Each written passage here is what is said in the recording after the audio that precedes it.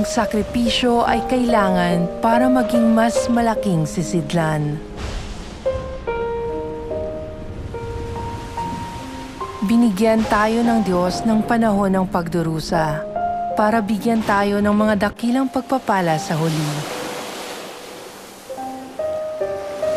Kung nauunawaan natin na ang sakripisyo ay ang proseso ng pagdadalisay para maging isang mas malaking sisidlan tayo at kusang loob nating titiisin ito.